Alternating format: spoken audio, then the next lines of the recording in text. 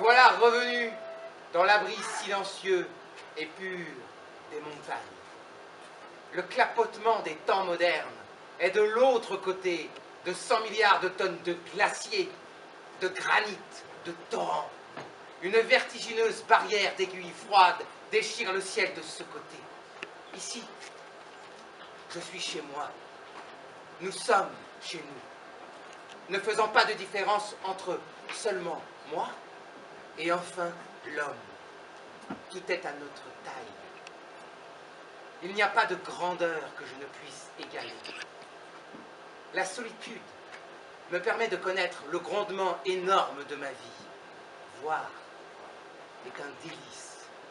Entendre un étonnement voluptueux. Vivre une qualité.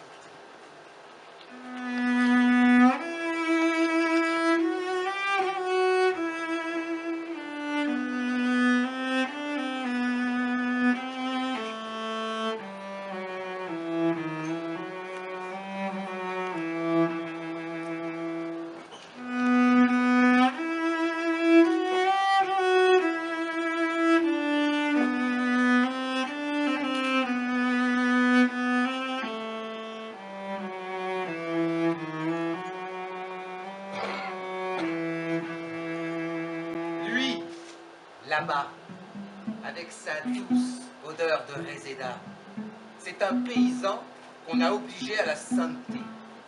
C'est un homme entièrement naturel.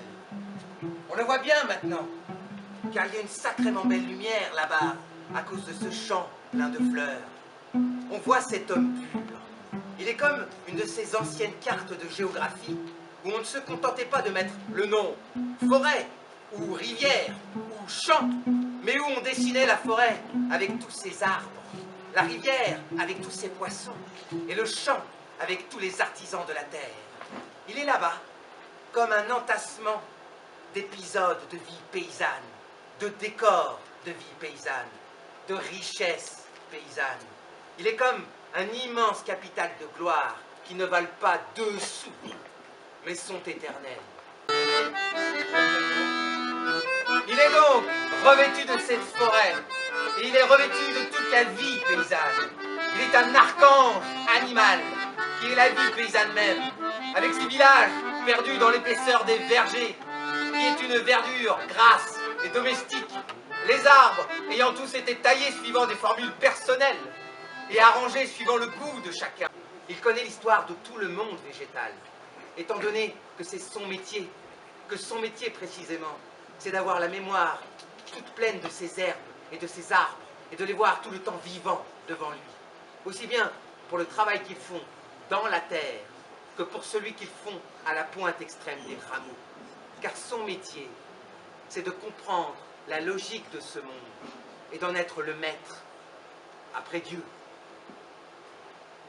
C'est un métier qui aide la nature, qui la pousse gentiment de ce côté plutôt que de celui-là. C'est la force cordiale de l'homme qui taille librement sa part dans les vergers de Dieu. Il le dit par le moindre de ses gestes et sa façon de se planter là, tout rêvant, debout dans les champs qu'il a travaillés, et de poser son regard sur ce mouvement de tête qu'il a souvent, de droite et de gauche, puis de haut en bas, se rendant compte des choses dans leur largeur et dans leur grandeur, pendant qu'il pénètre jusque dans les ténèbres du mystère, avec cette puissance de sens presque divine, qu'il voit clairement devant lui les racines les plus profondes, tout le réseau, toute la dentelle, le filet de racines le plus profondément caché de toute chose, avec des sens si divins que les savants ne font qu'arriver au même résultat par de plus grands détours, confrontant les forces du monde à sa force, se rendant compte qu'il est de la même taille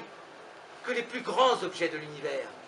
Ce qui donne quand même une assez belle gloire aux bras et aux mains, qu'est-ce que vous en dites? Quand on se redresse de dessus son travail, qui est de travailler la terre, et qu'on se repose un moment, ayant posé le bras replié sur la béquille de la bêche, pendant que toute l'ordonnance du monde tourne autour de vous, que vous avez autour de vous ces horizons qui ont déjà contenu tous vos ancêtres, pendant que vous êtes en train de vous dire, ça, c'est mon atelier.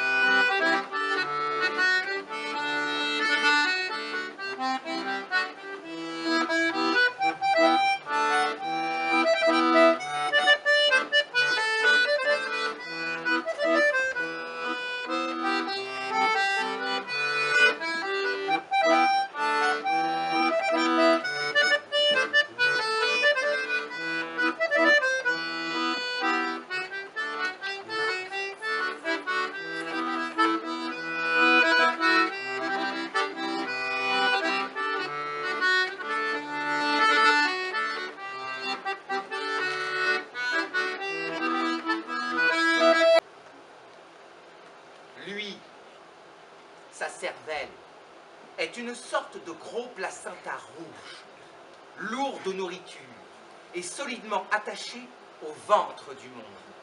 Il a une vie toute simple, enroulé sur lui-même. Et vous, qui vous trémoussez sans arrêt dans le délire flagellant de vos systèmes sociaux, vous dites « il végète », alors qu'il est ancré par des conduits de chair jusque dans le gouffre voluptueux des aurores boréales. Les artères de l'univers l'irriguent sans changer de ruisseau. Les lois cosmiques, il ne les connaît pas par l'ouï-dire d'une cervelle en papier mâché.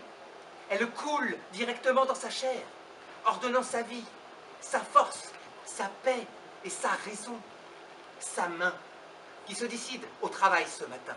C'est sur un ordre venu du fond du monde et du fond du temps.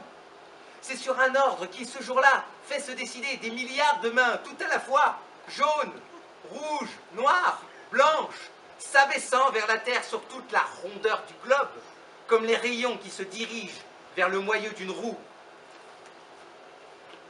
C'est sur un ordre qui, depuis que l'homme est terrestre, est toujours arrivé ce jour-là, pour tous les paysans des temps passés, et arrivera toujours, ce jour-là, pour tous les paysans des temps futurs. Il est comme ça, entouré par l'auréole de tous ses gestes, plus branchu de bras que les divinités fécondes, image même de la fécondité, perpétuellement naissant, perpétuellement enfermé dans la matrice du monde, toujours gluant de naissance, contenant de toutes les vies, de toutes les formes, de tous les sangs, écheveau des artères, des veines, des vénules, des artérioles, des tendons, des filaments, des muscles de toutes les bêtes du monde, portant tout ça en lui, comme des tortillons de laine, rouges, violettes, ivoire, jaune clair, ou blanches comme de l'argent, tout le réseau intérieur de toutes les bêtes du monde,